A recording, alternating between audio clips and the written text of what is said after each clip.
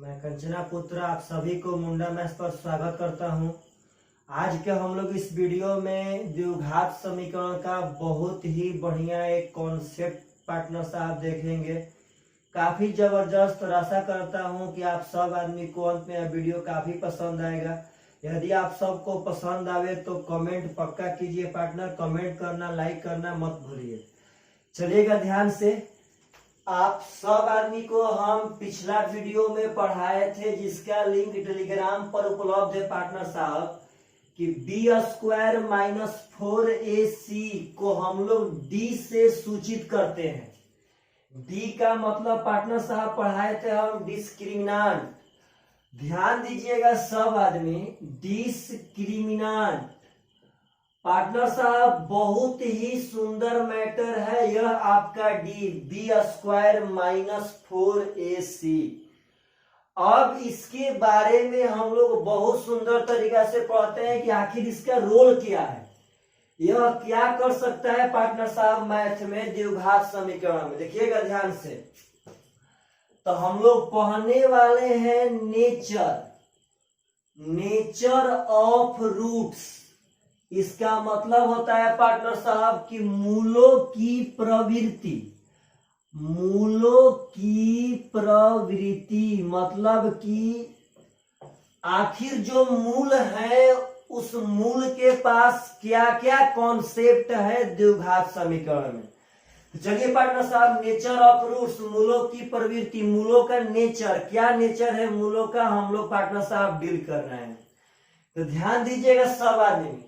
मूल के सबसे पहले आप सब आदमी को हम बताना चाहते हैं कि 3 नेचर है। सबसे पहले पार्टनर साहब 3 नेचर ध्यान देना है, आखिर है क्या चीज। सबसे पहला नेचर कहता है कि यदि d का मान 0 से छोटा हो, d का मान 0 से छोटा हो, d बोले तो b² - 4ac का मान यदि 0 से छोटा हो तो मूल काल्पनिक होंगे। इसका मतलब समझिए सब आदमी, मूल काल्पनिक होंगे मतलब मूल का सिर्फ और सिर्फ हम कल्पना कर सकते हैं। मूल का कल्पना तब कर सकते हैं जब d का मान 0 से छोटा हो तब। पार्टनर CHSL 2016 के एग्जाम में यह बहुत बार पूछा गया था कि यदि द्विघात समीकरण का मूल काल्पनिक हो तो उनके शर्त क्या है पार्टनर साहब। तो उसमें b² - 4ac का मान 0 से छोटा चाहिए। देखिए क्यों। तो साइड में हम लोग श्रीधाराचार्य का फॉर्मूला प्रूफ किए थे कि x बराबर -b plus minus √b² - 4ac बटा में 2a। तो पहले आप इसका मतलब समझिए। जब b² - 4ac का मान 0 से छोटा हो जाए तो 0 से छोटा होने का मतलब है कि b² - 4ac का मान माइनस में हो। पार्टनर साहब 0 से छोड़ तो माइनस में ना होगा। तो एक बात समझिएगा कि जब यह वैल्यू माइनस में हो जाएगा, जब यह b² - 4ac 0 के छोट बोले तो पार्टनर साहब माइनस में हो जाएगा। तो पार्टनर साहब कोई भी संख्या यदि माइनस में होगा तो वह रियली मायने में काल्पनिक होता है, क्योंकि किसी भी संख्या को पार्टनर साहब माइनस में है तो उसका हम लोग वर्गमूल नहीं निकाल सकते हैं। इस संख्या का धरती पर अस्तित्व तो नहीं है पार्टनर। -16 का अगर कोई वर्गमूल पूछे तो 16 का हो जाएगा 4 और माइनस के लिए लग जाएगा i, और यही i तो पार्टनर साहब इमेजिनरी नंबर का आइडेंटिटी शो करता है। तो आप लोग एक बात समझिए कि जब ही रूट के अंदर में जहां भी माइनस आया, रूट के अंदर में पॉजिटिव नंबर संभव है, परंतु रूट के अंदर में निगेटिव नंबर पार्टनर साहब संभव नहीं है। यह सिर्फ और सिर्फ कल्पना मात्र है और यह पार्टनर साहब काल्पनिक संख्या है। तो यही कारण है कि d का मान 0 से छोटा हो जाता है तो मूल सिर्फ और सिर्फ कल्पना मात्र ही रह जाता है। हम लोग कल्पना कर सकते हैं कि इसका मूल फलाना फलाना हो सकता है। तो बात समझिएगा सब आदमी कि यदि b² - 4ac का मान 0 से छोट यानी d का मान 0 से छोट तो मूल काल्पनिक होगा। अब पार्टनर साहब समझिएगा आगे ध्यान से। अब कहता है कि यदि डी का मान 0 के बराबर, यह 0 से छोट था, और आगे कहता है पार्टनर कि यदि डी का मान 0 के बराबर यानी कि बी स्क्वायर माइनस 4ac का मान यदि 0 के बराबर, तो मूल वास्तविक और समान होंगे। सब मैटर को थोड़ा जबरदस्त तरीका से समझिएगा सब आदमी। कह रहा है कि यदि बी स्क्वायर माइनस 4ac का मान 0 के बराबर हो जाए तो मूल वास्तविक और समान होंगे। मतलब मूल इसमें वास्तविक होगा परंतु समान होगा। जिस द्विघात समीकरण में हम बी स्क्वायर माइनस 4ac निकाल लेंगे, यदि 0 के बराबर हो जाएगा तो पक्का समझना है कि वहां पे 2 ठो मूल तो आएगा, क्योंकि द्विघात समीकरण का हमेशा 2 ठो मूल होता है। इसमें भी 2 ठो मूल तो आएगा परंतु दोनों का दोनों मूल पार्टनर साहब समान होगा। यदि बी वेक्टर का मान पार्टनर, यदि डिस्क्रिमिनेंट का मान 0 के बराबर हो जाएगा तो मूल वास्तविक होगा परंतु समान होगा। अब यहां देखिएगा, यदि डी का मान 0 से बड़ा हो जाए, यदि डी का मान 0 से बड़ा हो जाए यानी कि बी स्क्वायर माइनस 4ac का मान यदि 0 से बड़ा हो जाए तो पार्टनर यहाँ पे बहुत ब्रांड मैटर है, यह बात समझिएगा।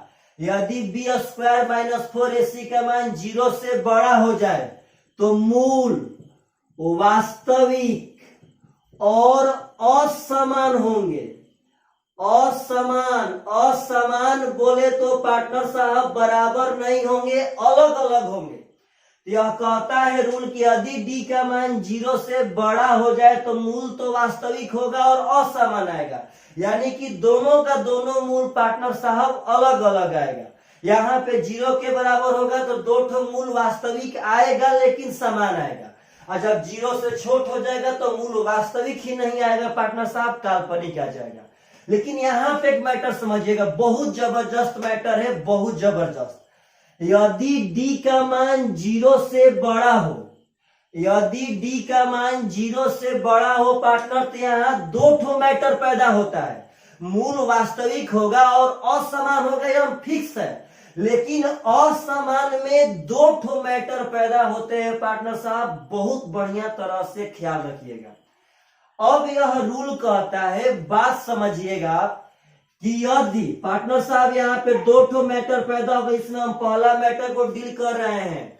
यदि डी का मान 0 से बड़ा हो तो पहला मैटर कहता है कि यदि डी एक पूर्ण वर्ग संख्या हो जाए, पूर्ण वर्ग संख्या हो जाए तो मूल परिमेय संख्या होता है।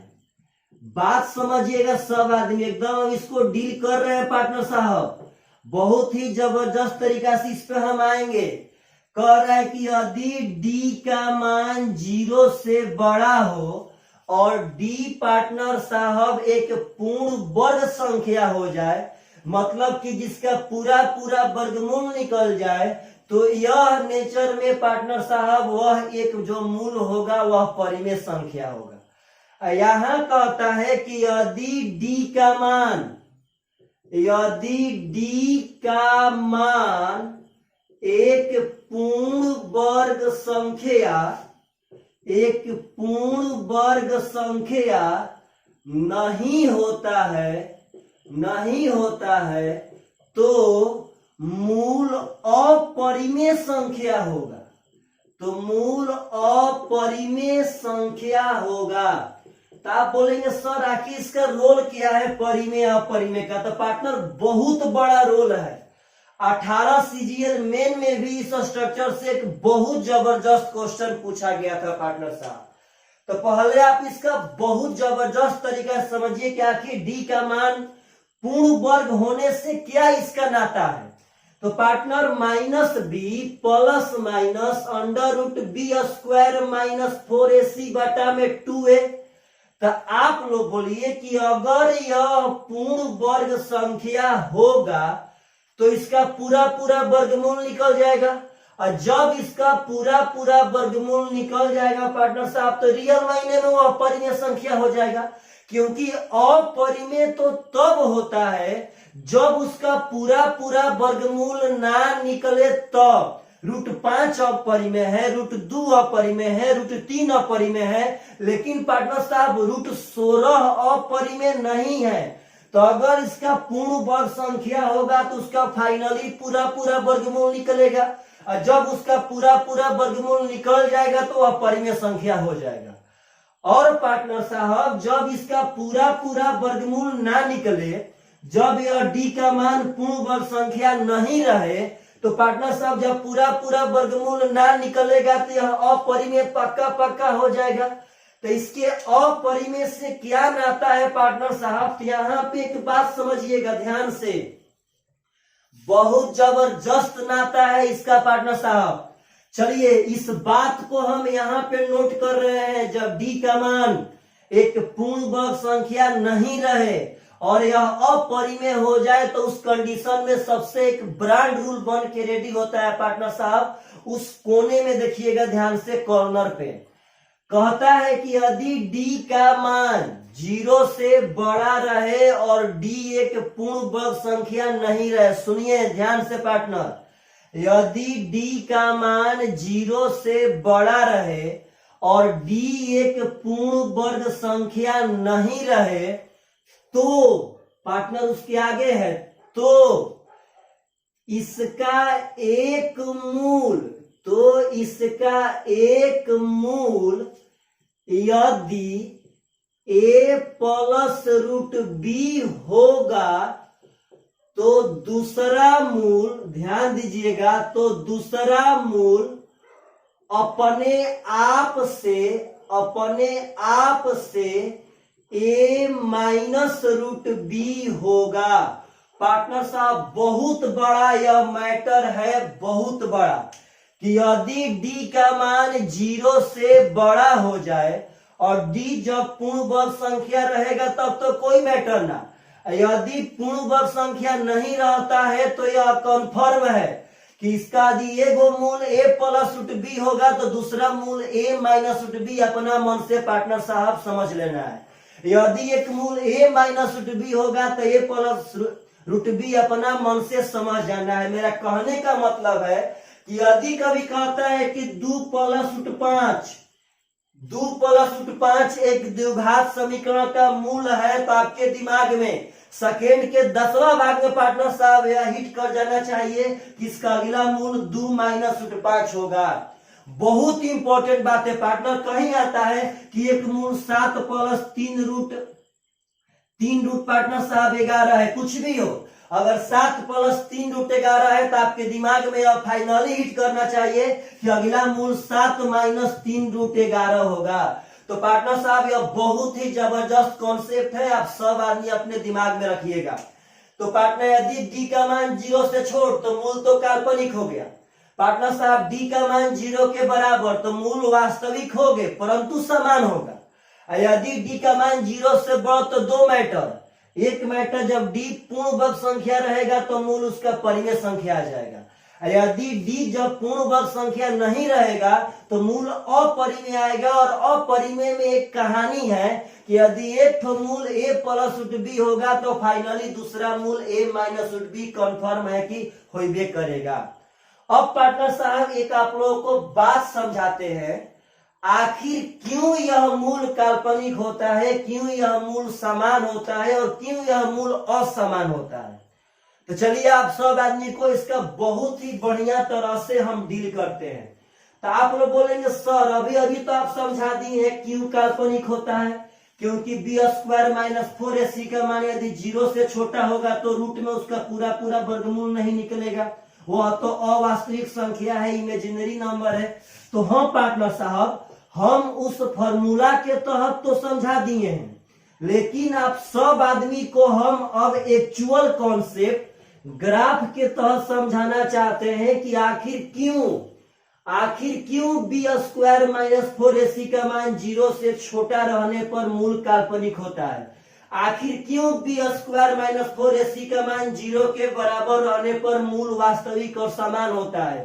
आखिर क्यों बी स्क्वायर माइनस 4ac का मान 0 से बड़ा रहने पर मूल वास्तविक और असमान होता है? तो पार्टनर साहब इसके तहत हम लोग एक ग्राफ के तहत समझते हैं कि आखिर इसका कंडीशन क्या क्या चीज है। सबसे पहले आप सब आदमी एक बात समझिएगा कि द्विघात समीकरण का ग्राफ पार्टनर साहब दो तरह से बनता है। द्विघात समीकरण का ग्राफ दो तरह से बनता है। कैसे? तो पार्टनर साहब X square plus B X plus C equal to 0, यह तो द्विघात समीकरण हो गया पार्टनर, व्यापक रूप हो गया। तो सुनिएगा, यदि a का मान 0 से छोटा हो, यदि a का मान 0 से बड़ा हो, मैटर समझिए पार्टनर साहब। तो यदि a का मान 0 से बड़ा, a का मान बोले तो पार्टनर साहब एक्स स्क्वायर का कोफिशिएंट, टोटल का टोटल पार्टनर साहब मैटर एक्स स्क्वायर के कोफिशिएंट पर है। यहाँ पे बहुत बड़ा बड़ा कॉन्सेप्ट छिपा है, यह बात याद रखिएगा। यदि एक्स स्क्वायर का कोफिशिएंट 0 से छोट, 0 से छोट का मतलब है पार्टनर साहब किसका मान निगेटिव रहे, और 0 से बड़ का मतलब है पार्टनर साहब किसका मान पॉजिटिव रहे। तो द्विघात समीकरण का ग्राफ दो तरह से बनते हैं। यदि इसका मान पॉजिटिव होगा पार्टनर तो ऐसे पारावलय आकार में बनता है, और यदि पार्टनर साहब निगेटिव रहेगा तो इसका मान पार्टनर साहब ऐसे बनता है। तो यह बात याद रखिए कि अगर 0 से बड़ हो तो नीचे के तरफ से बनेगा, और यदि 0 से छोट हो पार्टनर तो ऊपर के तरफ से बनेगा। तो अभी आप सब आदमी को बस हम इतना समझाए हैं कि द्विघात समीकरण का ग्राफ हमेशा हमेशा दो तरह से बनता है, और वह डिपेंड करता है एक्स स्क्वायर के कोफिशिएंट a के मान पर। यदि a का मान 0 से छोटा हो पार्टनर तो ऐसे बनेगा, यदि a का मान 0 से बड़ा हो पार्टनर तो नीचे के तरफ से बनेगा। तभी बस आपको हम इतना बताए हैं कि द्विघात समीकरण का ग्राफ तो बनता है दो तरह से। अब मेरा अगला पार्टनर साहब टारगेट है कि आपको यह बताना कि आखिर क्यों बी स्क्वायर माइनस 4ac पे पार्टनर साहब इतना बड़ा बड़ा झमेला है, आखिर क्या होता है। तो सुनिएगा ध्यान से पार्टनर साहब, बी स्क्वायर माइनस 4ac का मान 0 से छोटा, यहां सुनिएगा बी स्क्वायर माइनस 4ac का मान 0 के बराबर, अब बी स्क्वायर माइनस 4ac का मान पार्टनर साहब 0 से बड़ा। हम इसको 3 पार्ट में ले लिए। अब इसका पार्टनर साहब कहानी समझिएगा बहुत ही जबरदस्त तरीका से। अब इसको हम 2 पार्ट में बांटते हैं। एक पार्ट जब a का मान 0 से बड़ा रहे, और एक पार्ट पार्टनर जब a का मान 0 से छोटा रहे। a बोले तो एक्स स्क्वायर का कोफिशिएंट, 0 से बड़ा का मतलब कि यह पॉजिटिव में रहे पार्टनर साहब, 0 से छोटा का मतलब कि यह निगेटिव में रहे a का मान। तो सुनिएगा ध्यान से सब आदमी, पार्टनर साहब किसी भी द्विघात समीकरण का सलूशन तभी निकलेगा जब वह समीकरण x अक्ष और y अक्ष में x अक्ष पर हिट करेगा। तब x अक्ष पर हिट किया तो उसका x का मान है, यदि x अक्ष पर हिट नहीं किया तो उसका x का मान नहीं है। तो सुनिएगा ध्यान से यहाँ पे पार्टनर साहब, यह सब आपका जो अभी हम सापिन बना रहे हैं, यह सापिन पार्टनर साहब बक्सा है, टोटल सापिन बक्सा है, यह बात ख्याल रखिएगा। यह टोटल सापिन पार्टनर साहब बक्सा है। अब इसके बाद जो हम स्ट्रेट लाइन खींचेंगे वह एक्स अक्ष और वाई अक्ष को डिनोट करेंगे। बात समझिएगा सब आदमी। आपका यह हो गया एक्स अक्ष, यह हो गया पार्टनर साहब वाई अक्ष। तो एक्स अक्ष वाई अक्ष एक्स डैश वाई डैश, चलिए इतना मैटर नहीं है, बस आराम से समझिएगा। यदि ग्राफ एक्स अक्ष को हिट करेगा तब तो पार्टनर साहब हल होगा, यदि हिट नहीं करेगा तो उसका हल नहीं होगा। तो बात समझिए, जब बी स्क्वायर माइनस 4ac का मान 0 से छोटा हो जाएगा, जिस द्विघात समीकरण में इसका मान 0 से छोटा हो जाएगा पार्टनर साहब, तो पहले तो यहाँ 0 से हम बढ़ा लिए हैं a का मान 0 से बड़ा, बी स्क्वायर माइनस 4ac का मान 0 से छोटा। ध्यान रखना है पार्टनर साहब, जब a का मान 0 से बढ़ा लेंगे तो ग्राफ तो ऊपर की तरफ ऐसे बनेगा पार्टनर साहब, नीचे से। तो जब 0 से छोटा होगा तो यह एक्स अक्ष को टच नहीं करेगा पार्टनर। जब 0 से बी स्क्वायर माइनस 4ac का मान छोटा होगा तो एक्स अक्ष को टच ही नहीं करेगा, और जब टच नहीं करेगा पार्टनर तो हल कहां से आएगा, एक्स का मान कहां से आएगा। जब एक्स अक्ष पे टच करेगा तब तो एक्स का मान पार्टनर साहब निकलेगा, इसीलिए इसका मान काल्पनिक होता है, इसका मान एक्स अक्ष पर टच ही नहीं करता है पार्टनर साहब। और जब बी स्क्वायर माइनस 4ac का मान 0 के बराबर हो जाए, बात समझिएगा सब आदमी, जब 0 के बराबर हो जाए तो इसका ग्राफ पार्टनर साहब एक्स अक्ष के एक बिंदु पर हिट करता है। इसका ग्राफ जब 0 के बराबर होगा तो एक्स अक्ष के किसी एक बिंदु पर टच करता है। तो आप लोग बोलिए कि अगर इधर से आएंगे तब तो भी 5 होगा, फिर आएंगे पार्टनर साहब तो 5 ही होगा। इसीलिए इसका मूल वास्तविक और समान होते हैं। जब एक बिंदु पे टच किया पार्टनर तो 5 5 पार्टनर 5 ही, मतलब एक बिंदु पे तो एक वैल्यू, इसलिए पार्टनर साहब एक्स का मान 2 बार लीजिए और दोनों बार आपका समान ही होगा। और जब पार्टनर साहब 0 से बड़ा होगा, समझिएगा ध्यान से, जब 0 से बड़ा हो जाएगा तो पार्टनर ऐसे एक्स अक्ष को यह क्रॉस कर जाता है। तो इसीलिए पार्टनर इसका मूल वास्तविक और असमान, मतलब एक बार तो एक्स का मान यही मिल जाएगा, जो भी मिले 2 या 3, और एक बार पार्टनर साहब एक्स का मान यहाँ पे मिलेगा, यहाँ पे। इसीलिए पार्टनर साहब एक बार यहाँ मान, एक बार यहाँ मान, एक मान छोटा होता है, एक मान बड़ा होता है। तो आप बात समझिए, ही तो एक्स जब 0 से बड़ा था तब, अगर 0 से छोट रहे तो पार्टनर साहब ग्राफ बनता है ऐसे। तो यहाँ भी वही मैटर है, अगर 0 से बी स्क्वायर माइनस 4ac का मान पार्टनर साहब छोटा रहेगा तो वह टच नहीं करेगा। देखिएगा ध्यान से, इसका ग्राफ पार्टनर साहब ऐसे बनेगा, ऐसे इसका ग्राफ ऊपर से बनता है। तब तो पार्टनर साहब यदि बी स्क्वायर माइनस 4ac का मान 0 से छोड़ते हैं, एक्स अक्ष को टच ही नहीं करेगा, और जब एक्स अक्ष को टच नहीं करेगा पार्टनर तो इसका मान निकलेगा नहीं, इसका मान पार्टनर साहब काल्पनिक हो जाएगा। जब 0 के बराबर रहे, जब 0 के बराबर रहे तो इसका जो ग्राफ होगा वह एक्स अक्ष के किसी एक बिंदु पे टच करेगा, जिसके कारण पार्टनर साहब इसका मूल समान होंगे।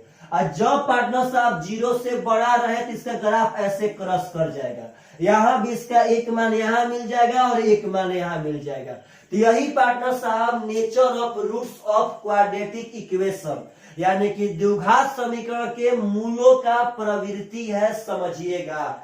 इसमें a जब 0 से बड़ हो और a जब 0 से छोट हो तो बड़ा रहेगा तो पार्टनर ऐसे बनेगा, और छोटा रहेगा तो आपका ऐसे बनेगा। यह बात बहुत ही इंपॉर्टेंट है। तो आशा करते हैं पार्टनर साहब कि जितना ये सब चीज पढ़ा रहे हैं आप सब आदमी को टोटली कॉन्सेप्ट दे रहा होगा, क्योंकि हमको तो पार्टनर साहब जो भी चैप्टर पढ़ाना है एकदम उसमें धुआं कबार के पढ़ाना है, ताकि आप सब आदमी दुनिया के किसी भी बुक को उठाए तो आपसे क्वेश्चन ना छूटे। परंतु आप सबसे मेरा एक रिक्वेस्ट है पार्टनर कि आप सब आदमी दूर दूर तक, भारत के कोना कोना तक इस सब वीडियो को शेयर कीजिए, ताकि लोग जाने पहचाने कि ना पार्टनर अगर मेहनत कोई कर रहा है तो एक बंदा भी मेहनत कर रहा है। चलिएगा ध्यान से, अगला चीज जो बहुत ही इंपॉर्टेंट है पार्टनर साहब, द्विघात समीकरण का बात समझिएगा सब आदमी एकदम बढ़िया तरह से। हम लोग अब पढ़ रहे हैं maxima and minima of quadratic equation. Maxima और मिनिमा ऑफ क्वाड्रेटिक इक्वेशन, यानी कि द्विघात समीकरण का मैक्सिमम और मिनिमम मान निकालना। तो पार्टनर साहब इस पे भी बहुत ब्रांड लोचा है जो आप सब आदमी को हम समझाना चाहते हैं, बढ़िया से सुनिएगा ध्यान से। अगर आपका द्विघात समीकरण ax² plus bx plus c बराबर 0 है, इसी रूप में पार्टनर साहब अक्सर द्विघात समीकरण रहते हैं। तो यदि ax² plus bx plus c बराबर 0 आपका द्विघात समीकरण है, तो बात समझिए कि अगर क्वेश्चन यह पूछे कि x के किस मान पर द्विघात समीकरण का बड़ा या छोटा मान, बड़ा या छोटा, साथी ये बोल रहे हैं पार्टनर साहब, मैक्सिमम मान भी पूछे और मिनिमम मान कहे कि x के किस मान पर, इसका मतलब है यहाँ पे हम x का कौन सा मान बैठाएं, x का किस मान पर पार्टनर साहब, किस मान पर। ऐसे आपको अलजेब्रा में हम यह सब पढ़ाएंगे और यहाँ भी पढ़ाएंगे। कहे कि x के किस मान पर इसका मैक्सिमम भी मिलेगा या मिनिमम भी मिलेगा, तो पार्टनर साहब उसका फॉर्मूला होता है -b/2a। और नहीं तो आप इसका यदि डिफरेंशिएशन निकालेंगे तो वह x का वैल्यू मिल जाएगा, जिस वैल्यू को यहाँ पुट करने पे इसका सबसे छोटा या बड़ा मान आएगा। पार्टनर साहब छोटा भी और बड़ा भी समझिएगा ध्यान से, हम बार बार यहाँ जोड़ दे रहे हैं। लगता है कि तबीयत पार्टनर साहब खराब हो गया, देखिएगा ध्यान से। इस द्विघात समीकरण में क्वेश्चन कहे कि x के किस मान पर इसका मैक्सिमम मान मिलेगा या मिनिमम मान मिलेगा, तो हम फॉर्मूला बैठाएंगे -b/2a। यदि पार्टनर कहे कि इस द्विघात समीकरण का मैक्सिमम या मिनिमम, बात समझिएगा सब आदमी, दोनों का एक ही फॉर्मूला होता है c - b² 4a। c - b² 4a partner यह फॉर्मूला बैठा देंगे तो आपका इसी फॉर्मूला पे मैक्सिमम मान भी मिलेगा और इसी फॉर्मूला पे मिनिमम मान भी मिलेगा। तो आप लोग बार बार एक आपके दिमाग में एक कॉन्सेप्ट हिट कर रहा होगा कि सर मैक्सिमम मान भी पूछेगा तो यही फॉर्मूला, मिनिमम मान भी पूछेगा तो यही फॉर्मूला। आप बता रहे हैं कि x के इसी मान पर मैक्सिमम भी आएगा, इसी मान पर मिनिमम भी आएगा, यह कैसे संभव है सर? अगर x का मान यही बैठाएंगे तो उसी मान पे मैक्सिमम, उसी मान पे मिनिमम, यह सब कैसे हो सकता है? यहाँ पे क्या लोचा है? तो लोचा आप लोग यहाँ ध्यान से समझिएगा सब आदमी, हम ग्राफ से समझा रहे हैं। यहाँ लोचा है कि यदि a का मान 0 से बड़ा रहे, यानी कि पार्टनर साहब पॉजिटिव रहे, समझिएगा ध्यान से, यदि a का मान 0 से बड़ा रहे और पॉजिटिव में, मतलब पॉजिटिव में रहे, तो इसमें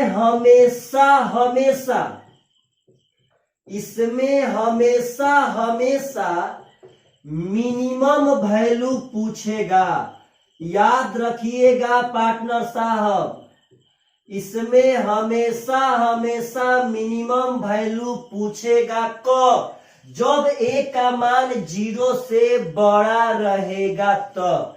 आखिर क्यों पार्टनर? इसका कॉन्सेप्ट समझिए कि अगर 0 से बड़ा रहे a का मान तो ग्राफ तो पार्टनर साहब ऐसे लेकर के आएंगे। तो आप लोग अपने मन से बोलिए तीसरा ग्राफ 1 2 3 4 ऐसे ही बढ़ते बढ़ते अनंत तक चला जाएगा। तो आपसे कहते हैं कि आप बताइए इसका मान तो पार्टनर साहब नीचे की तरफ में घटेगा। तो आपसे एक बात पूछते हैं कि अगर इसका हम अधिकतम मान खोजने जाएंगे तो इसका अधिकतम मान आखिर पार्टनर यह वाला लाइन कहां तक गया है? मालूम ही नहीं है कहां तक गया है। अगर इसका कोई हम पॉइंट निकाल सकते हैं तो सिर्फ और सिर्फ यह वाला पॉइंट पार्टनर साहब जो इसके सबसे नीचे है, सबसे नीचे। तो इस ग्राफ में हम इसका यह पॉइंट सिर्फ और सिर्फ ज्ञात कर सकते हैं, बाकी यह सब पॉइंट अनंत तक चला जाएगा। तो जब a का मान 0 से बड़ा हो, a बोले तो x² का कोफिशिएंट, यदि 0 से बड़ा हो तो उस समीकरण का सिर्फ और सिर्फ मिनिमम मान ही निकल पाएगा। इसका मैक्सिमम मान पूछेगा तो पार्टनर साहब अनंत हो जाएगा। तो फार्मूला एक ही लगाएंगे, इसमें मिनिमम के लिए यह लगाएंगे पार्टनर साहब। और सुनिएगा ध्यान से, यही चीज है। यही चीज है यहाँ ऊपर में बनाते हैं, थोड़ा एक बार ध्यान दीजिएगा पार्टनर साहब सब आदमी। यदि ए का मान 0 से छोटा हो यानी कि निगेटिव हो पार्टनर साहब, यदि ए का मान ए बोले तो एक्स स्क्वायर के कोएफिशिएंट यदि पार्टनर साहब निगेटिव यानी माइनस में हो जाएगा, इसका ग्राफ तो उस समय पार्टनर साहब ऐसे बनेगा, और जब ऐसे बनेगा तो इसका नीचे वाला पॉइंट अनंत होने लगेगा, इसका सबसे टॉप वाला पॉइंट पार्टनर साहब हम लोगों के पास रहेगा। आखिर आप नीचे कहां तक जाएंगे पार्टनर, या तो अनंत तक पहुंच जाएंगे। तो जब ए का मान 0 से छोट यानी कि एक्स स्क्वायर का कोएफिशिएंट माइनस में रहेगा, तो उस कंडीशन में आपसे मैक्सिमम मान पूछेगा पार्टनर साहब, और जब एक्स स्क्वायर का कोएफिशिएंट प्लस में रहेगा तो उस कंडीशन में आपसे मिनिमम मान पूछेगा। और पार्टनर साहब दोनों का फॉर्मूला एक ही होगा, c माइनस बी स्क्वायर बटा में 4 है। और इस बात का ख्याल रखिएगा कि अगर क्वेश्चन यह पूछे कि x के किस मान पर इसका मैक्सिमम आएगा या मिनिमम आएगा, तो फॉर्मूला होगा माइनस बी बटा में 2 है। तो यहाँ पे एक बात याद रखिए कि अगर a का मान बाई देवे, कभी एग्जाम में फ्यूचर में यदि a का मान 0 से बड़ा हो, अगर पार्टनर साहब जमीन पर रह के बोले तो एक्स स्क्वायर का कोएफिशिएंट यदि प्लस में रहे और आपसे पूछ देवे कि इसका मैक्सिमम मान क्या होगा, क्योंकि अगर प्लस में रहेगा तो हम मिनिमम निकाल सकते हैं, अगर इस कंडीशन में मैक्सिमम पूछ देगा तो आप पार्टनर साहब अनंत आंसर मार देगी, अनंत आंसर मार दीजिएगा। यदि पार्टनर साहब यदि ए का मान 0 से छोटा हो यानी कि अगर एक्स स्क्वायर के कोएफिशिएंट यदि माइनस में रहेगा, तो हमारा हक है कि सिर्फ और सिर्फ इसका हम मैक्सिमम बता सकते हैं। अगर माइनस में रहने पे मिनिमम पूछेगा तो उसका आंसर अनंत मार देना है। और फॉर्मूला पार्टनर साहब याद रखना है। तो आशा करते हैं कि आप सब आदमी को यह वीडियो बहुत ही पसंद आया होगा। ये जितना कॉन्सेप्ट है पार्टनर साहब आप सब आदमी को झकास लग रहा होगा। तो चलिए bye bye, take care, next video में पार्टनर साहब मिलते हैं, बाय बाय।